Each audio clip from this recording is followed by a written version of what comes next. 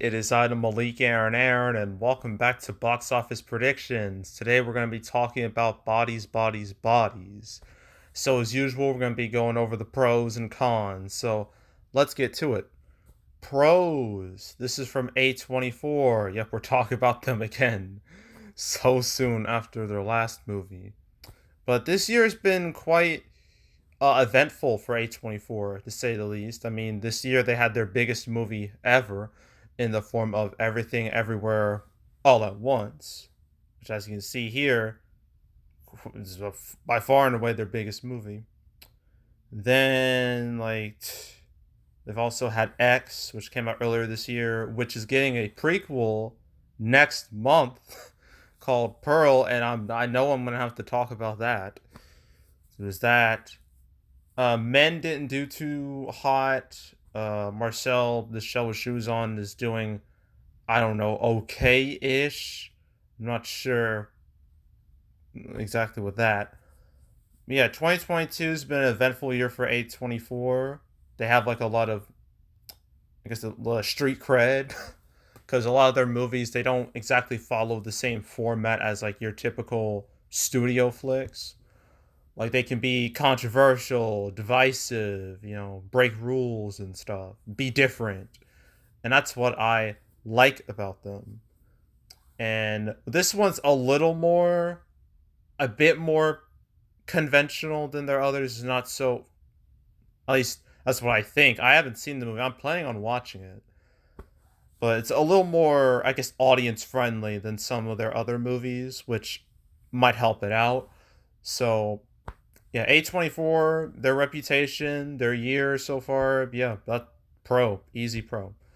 So that's pro number one. Pro number two, competition. Like, where is it? I mean, the other two movies coming out this weekend are pretty much non-starters. All the movies that are currently out right now are old, very old, especially in the case of Top Gun Maverick. And I mean, sure, there's Bullet Train, which will no doubt be number one again this weekend. But but even then, I feel like that might take a bit of a dip in terms of box office. So yeah, like competition really doesn't exist, especially direct competition. I mean, Nope is literally like 3 weeks old at this point, so don't have to really worry about that. And when it comes to competition later on, I know in 2 weeks' time there's The Invitation. I seriously doubt that's gonna make an impact.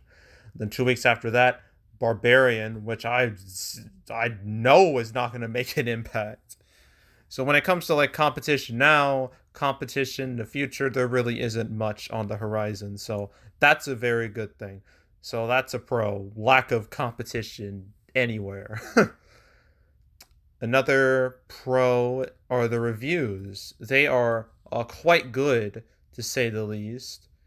On Rotten Tomatoes right now off screen, it's at a 90% score, which how can that be labeled a bad thing? And the audience score is also pretty good too. It's at 84%, which is quite something considering A24's history of dividing and sometimes pissing off general audiences. So again, this is a more audience friendly movie. That's what it seems like.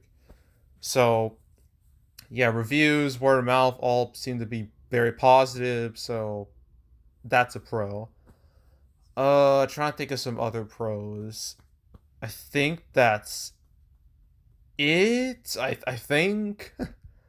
Well, I guess I can mention its limited run because, see, originally I thought this was gonna open wide last week, but I guess they changed the strategy last minute, so it opened limited last week, and now it's opening wide this week.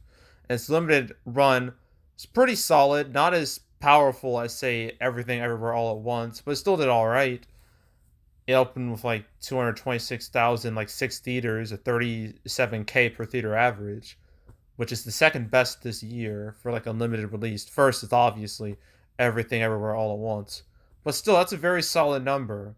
And that's like the thing with these limited releases. You need a solid per theater average because that is going to lead to some buzz. It's going to lead to some headlines. People are like, ooh, that's a big number. clearly this must be a big deal.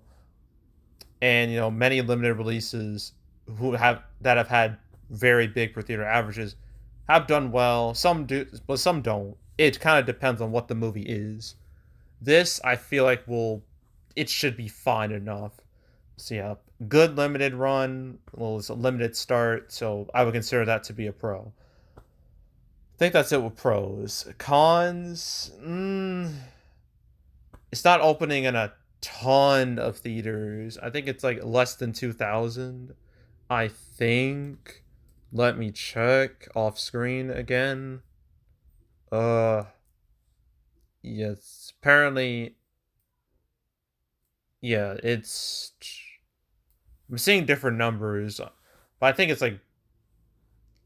in over 1,000 theaters. Like, apparently 1,200 theaters. I could be wrong about that, but it doesn't have like a super wide start, which will definitely hurt its box office a little bit. It'll hurt its potential because usually the more theaters you open in, the more potential revenue you can make. Well, that's not the case for all movies, but that's the case for most movies. So yeah, but I mean everything ever all at once opened with 6 million in like 12 in like 1,250 theaters. So who knows? Who knows what will happen? But I think that low theater count will definitely, you know, it's a ceiling for this movie. Definitely put the ceiling on this movie. It's not one of those movies where sky's the limit. So yeah, relatively low theater count. I would consider that to be a con.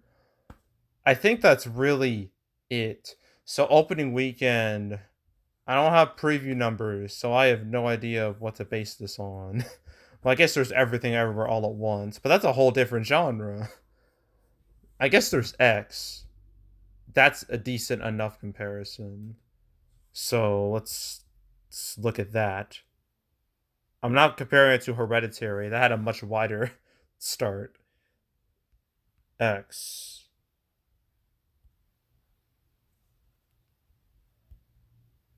Ugh, darn it. Pressed the wrong thing. You know what? I hate movies that only have like one letter. It's so frustrating. I'm gonna find, there it is. Okay, so X. That opened in a much bigger uh a number of theaters, like almost 3,000. It opened with $4 million. Could this match that? Maybe, but I'm not gonna be super optimistic because it has like less than half of the theaters as X. Well, I guess there's Men. What's that? That was only a little above 2,000. It opened with like 3 million. So I don't know. I don't know what's gonna happen, but I think it can open between 3 to 4 million. So in between Men and X, I think that's achievable enough. So 3 to 4 million opening weekend total. I don't know. I was so wrong with my prediction for Everything Everywhere All at Once that kind of makes me rethink all predictions for all A24 movies. But um I'm gonna say it can hit 10, above 10. Anything above 10 I think is achievable. So 10 million total. 10 million plus total. And yeah, that's it. So that was Bodies, Bodies, Bodies. We have two more movies to talk about this weekend, and boy, they are movies. We got Fall and we got Mac and Rita, and that's it. Then next week, Beast, Dragon Ball Super Superhero, then Invitation, 3,000 Years of Longing, and then that's it. That's it for August. Yeah, you can definitely tell summer is over. It is done. It is history. So, yeah. Yeah. But anywho, yeah, that's it. That's all. Make sure to subscribe, like this video, leave a comment, turn on notifications, share the whole drill. Or check out more videos like this. Got playlists on the homepage full of all previous prediction videos I made this year. I've done pretty much every major A24 movie that's released this year. Everything Everywhere All at Once, X, Men, what else is there? Well, yeah, Marcel, with Shell with Shoes on. It covered all of them. So you want to know my predictions on those, you can go right ahead. There's also the canceled series where I go over all the movies that were supposed to come out but didn't. I covered this movie episode 114. I also talked about Marcel the Shell with Shoes on that same video, and alongside what was it, Shotgun Wedding, which Amazon still hasn't given that a date, even though it's literally been months. Like, what's going on with that? But yeah, I covered it then, episode 114. So if you want to watch that cancel episode or any others I've done, recently, the most recent one I did was about Sonic the Hedgehog 3 getting a date, which makes me very happy. And a Smurfs movie too, no one really cares about that. If you want to watch that cancel episode or any of the others, now 147, go right ahead, binge it from beginning to now. I encourage you to do that, so please go do it. There's also box office recaps where I go over the box office results for any particular month. August recap will come out after Labor Day weekend, and then after that, I'm going to do my 2-part summer 2022 recap where I go over the winners and the losers. So that's 3 videos to look forward to. So stay tuned for all of those. But if you want to watch any of the past recap videos I've done on the channel, you can go right ahead. And yeah, that's it. That's all. I am out. Goodbye.